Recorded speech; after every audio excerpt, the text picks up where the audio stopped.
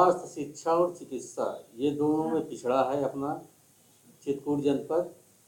तो इस पर जो है विशेष ध्यान देगी हमारी पार्टी। आप लोग देख ही रहे हैं कि चिकित्सा के लिए कुछ नहीं है, रिफर सेंटर है जो यहाँ के अस्पताल हैं। शिक्षा आप देख ही रहे हैं, स्कूलों की स्थिति क्या है, कोई विद्यालय जाता है नहीं जाता, शिक्षक का कुछ पता नहीं है। और बेरोजगारी, अभी चंद दिनों पहले ही चैनल में आप लोगों के खबरें चली, प्रेस वाले भी थे, उस दिन एक बच्ची गिर गई पुल से, किन लोगों ने गिरा दिया था, और वो घटना आप लोगों ने भी चलाई है। तुरंत उसको रिफर किया गया लखनऊ। यहाँ डॉक्टर नहीं, सुविधाएं नहीं, जो सुविधाएं हैं पता चला सोनोग्राफी नहीं हो रही है। सोनोग्राफी के लिए डॉक्टर को पूछा गया तो एक हफ्ते से बता रहे हैं वो मशीन खराब है, और वो मशीन के लिए इलेक्ट्रीशियन जो उसका इंजीनियर है बुलाया गया है, एक हफ्ते से आया नहीं है। तो कंप्लेन रहती है।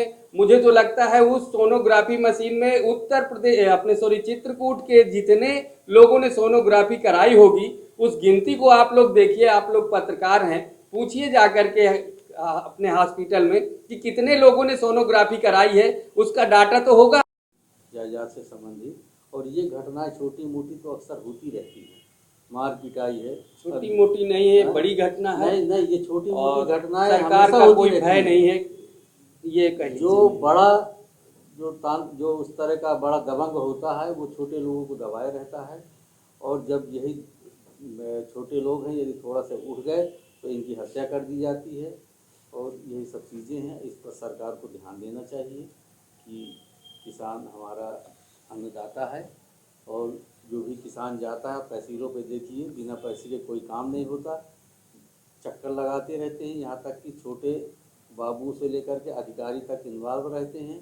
अब किसान बेचारा किसकी शिकायत किससे करे, जब ऊपर से ही पूरा भ्रष्टाचार व्याप्त है तो शिकायत लेकर के जाए बेचारा किसके साथ पास। समस्या इस बात की। अभी आप लोगों ने देखा होगा आपके यही करबी तहसील में एक बाबू का 10 रुपये लेते हुए वीडियो वायरल। आपके एक पत्रकार बंधुओं ने वो सब चलाया है। उसमें डीएम साहब को, एसडीएम को, यहाँ तक कि यहाँ पार्टी के सांसद को भी अवगत कराया गया, उस पर कोई कार्रवाई नहीं हुई।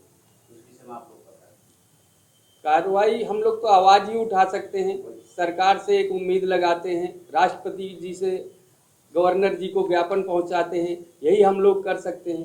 करना जिसको है वो किस तरह से शिथिलता ला रहा है सरकार उत्तर प्रदेश का, वो तो अब उनके हाथ में है, उस पर हम क्या कर सकते हैं। मांग रख सकते हैं। पत्रकारों को हम बहुत बहुत धन्यवाद देना चाहते हैं जो जनता की आवाज़ को उठाते हैं। उम्मीद बने हुए हैं। का मतलब ही जनता की आवाज़ को प्रशासन तक पहुंचाना है, क्या गलत हो रहा है बड़े अधिकारियों तक उस चीज़ को पहुंचाना है। तो मैं उन पत्रकार महोदयों को धन्यवाद देना चाहता हूं जो इसको जो है वो उच्च अधिकारियों तक पहुंचाया। अब उच्च अधिकारी क्या कह रहे हैं ये एक सोचने की विषय कि वो क्या कार्रवाई कर रहे हैं, ये तो बड़ा निंदनीय विषय है।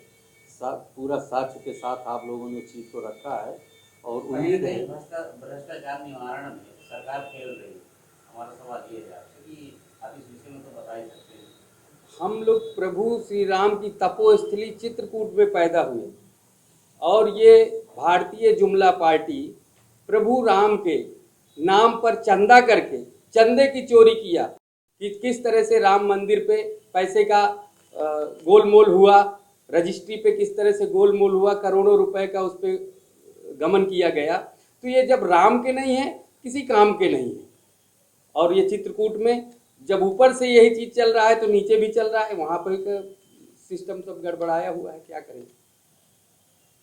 अध्यक्ष जी, हाल ही में 2024 में लोकसभा का चुनाव है और आपकी पार्टी किन मुद्दों को लेके चुनाव लड़ना चाहेगी और कौन कौन से मुद्दे होंगे जिनको रिसॉल्व करेगी कि हमारी अगर पार्टी आम आदमी पार्टी की सरकार बनी या कैसे भी हुआ तो किन किन मुद्दों पर आप फोकस करेंगे?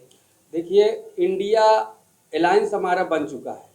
आम आदमी पार्टी बिजली, पानी, शिक्षा, स्वास्थ्य के लिए जानी जाती है, न सिर्फ देश में विदेशों में भी इसका डंका बजता है। हमारे जो शिक्षा मॉडल है दिल्ली का, वो पूरे विदेशों में उसकी चर्चाएं हो रही हैं। स्वास्थ्य का मॉडल है, उसकी चर्चाएं हो रही हैं। तो हमारे जो पार्टी के मुद्दे हैं वो तो शिक्षा, स्वास्थ्य, बिजली, पानी है। ये लोगों की मूलभूत सुविधाएं हैं। महिलाओं को बस में यात्रा फ्री देना, तीर्थ यात्रा बुजुर्गों को कराना, ये सारी सुविधाएं दिल्ली में हम दे रहे हैं। पंजाब में शुरू कर दिया है माननीय भगवंत मान जी ने। तो हमारी सरकारें ये कर रही हैं। लेकिन अब चूंकि हम इंडिया अलायंस में हैं, तो इंडिया अलायंस के क्या मैनिफेस्टो बनेंगे, ये सारे संगठन के लोग तय करेंगे और वो आप लोगों को समय पे बता दिए। और ये जो आपके ऊपर जो वरिष्ठ पदाधिकारी हैं, उन पर तरह तरह के रोज नए नए एलिगेशन लग रहे हैं, ये कैसे झूठे साबित हैं या सही सच है, क्या कहेंगे आप उन पे? सब राजनीति से प्रेरित है। मुझे बताइए, सत्येंद्र जैन जी के खिलाफ क्या अभी तक कोई सबूत मिला? आपने मनीष सिसोदिया जी के अभी 2 दिन पहले ही आप लोगों ने भी चैनलों के माध्यम से देखा ही होगा, सुप्रीम कोर्ट ने पूछा है ईडी से कि इनके खिलाफ सबूत क्या है। अब सुप्रीम कोर्ट ही पूछ रहा है कि सबूत क्या है, मतलब आज तक ये सबूत नहीं पेश कर पाए, सिर्फ एलिगेशन लगाए जा रहे हैं और हम लोगों को फंसाया जा रहा है, हमारे नेताओं को। यही अभी तक तो सामने आया, कोई सबूत नहीं है। इन मुद्दों को लेकर आप कहां तक इस चुनाव में सक्षम रहेंगे? हम पूरी तरह से सक्षम हैं, अपने सारे मुद्दे को आवाज उठाएंगे। पूरे अपने जनपद में हैं तो हम अपने चित्रकूट में उठाएंगे, चित्रकूट के लोगों को जागरूक करेंगे कि किस तरह से हमारे नेताओं को ये लोग परेशान कर रहे हैं। आपके गृह जनपद चित्रकूट में आपने कहा कि भगवान राम की तपोस्थली है, तो किन किन मुद्दों पर आप चित्रकूट में कौन कौन सी मूलभूत सुविधाओं जो उपलब्ध करवा सकेंगे? क्या क्या यहाँ पे भी समस्याएं हैं किसान की या आम आदमी की या आम जैसे जनमानस की? कौन कौन सी समस्याएं हैं जिनको आप लेकर के अपने चित्रकूट को समुचित विकास करवाने का दावा करेंगे? सबसे बड़ा मुद्दा तो अभी हमारे मीडिया प्रभारी जी ने आपको बताया कि हमारा भ्रष्टाचार जो तहसील से लेकर अन्य विभागों में भी व्याप्त है, उसको मुक्त कराना सबसे बड़ा मुद्दा है। और हमारा जो राष्ट्रीय मुद्दा है, हमारे राष्ट्रीय अध्यक्ष माननीय केजरीवाल जी ने देश को दुनिया का नंबर 1 देश बनाने का बीड़ा उठा रखा है। इसी प्रकार से हमारे चित्रकूट के सभी साथी भी चित्रकूट को देश का नंबर 1 जिला बनाने के लिए हम लोग कार्य कर रहे हैं। क्योंकि हमारा 75 साल हो गया देश को आज़ाद हुए। इन 75 सालों में हमारा चित्रकूट बुंदेलखंड जोन में आता है और बुंदेलखंड सबसे पिछड़ा है। चित्रकूट उस लिस्ट में अमर उजाला के अखबार ने नीति आयोग की रिपोर्ट छापी थी अभी विधानसभा चुनाव से पहले, उस पर हमारे चित्रकूट को सबसे नीचे डाला गया था। नंबर 1 की लिस्ट में सबसे हमारा चित्रकूट है जो पिछड़ा माना जाता है। तो पूरे उत्तर प्रदेश में, ये पूरे देश में हमारा उत्तर प्रदेश दूसरे नंबर पे पिछड़ेपन पे है, उसमें हमारा बुंदेलखंड और उसपे भी चित्रकूट। प्रश्न ये है कि जो भगवान श्री राम की तपोस्थली है, भगवान राम के नाम पर डबल इंजन की सरकार चल रही है, उसके बाद भी हमारा चित्रकूट देश में सबसे पिछड़ा क्यों है? इसे आगरा आज तक नेताओं ने क्यों नहीं बनाया? क्यों वो सुविधाएं नहीं लाई? एक फैक्ट्री आई थी हमारे यहाँ बरगढ़ में और वो फैक्ट्री चालू नहीं हुई, आज तक निष्क्रिय है। उसकी जमीन का क्या हो गया, उनकी मशीनरी कहाँ खराब हो गई? तो हमें अगर बर्गर फैक्ट्री चालू होती तो आज कितने युवा बेरोजगार नहीं घूमते, उसमें कार्यरत होते। लेकिन हमारे पास ऐसी तमाम कंपनियां लगाने का भी भगवंत मान जी ने बहुत बड़ा प्रोजेक्ट लाया है पंजाब में। वैसे ही यहाँ पर भी फैक्ट्री लाएंगे, कोई ऐसा उद्योग लाएंगे ताकि हमारे बेरोजगारों को रोजगार मिल सके, चित्रकूट को नंबर 1 बनाया जा सके। हमारे यहाँ उत्तर प्रदेश में गंगा जमुना सरस्वती, 3 गंगा जमुना सरस्वती। एक समय था जब मोदी जी ने 2014 में अपने आप को गंगा पुत्र कहा था और गए थे इलाहाबाद। वो गंगा जमुना सरस्वती चित्रकूट में बहती है। भगवान श्री राम का जन्म अयोध्या में हुआ, वो भी उत्तर प्रदेश में। भगवान कृष्ण का जन्म मथुरा में हुआ, वो भी उत्तर प्रदेश में। प्रयागराज उत्तर प्रदेश में है, देवताओं के सबसे राजा, और उत्तर प्रदेश ही पिछड़ा है।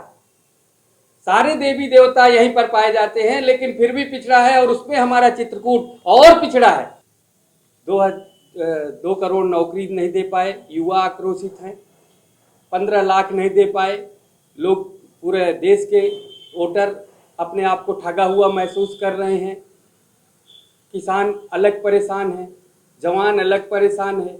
माताओं बहनों के साथ जिस तरह से व्यवहार हो रहा है, हमारे देश के खिलाड़ी पहलवानों के साथ जो व्यवहार हुआ वो देखा गया है, किस तरह से उनके साथ दुर्व्यवहार किया गया। मणिपुर जल रहा है, इसकी मुखर आवाज़ थे संजय सिंह जी, उनको दबाने के लिए ये सारा कार्य किया गया। नहीं, इससे पहले क्यों नहीं उनका नाम लिया गया, कहीं पर उनका नाम क्यों नहीं आया? उल्टे ईडी को नोटिस किया है संजय सिंह जी ने, पहली बार। और ईडी ने माफी मांगा है कि संजय सिंह का नाम गलत आ गया है, उस पर चार्जशीट पे राहुल सिंह लिखना था, उसके जगह संजय सिंह लिख गया।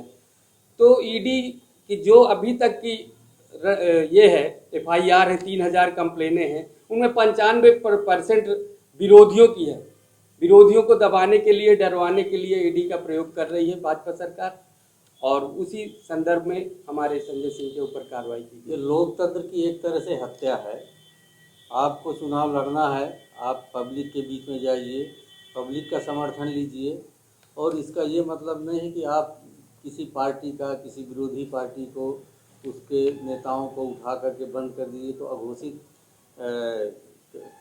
इसको कहें, अघोषित इमरजेंसी कहेंगे इसको। तो ये अच्छा नहीं है लोकतंत्र के लिए, और ये पब्लिक सब जानती है।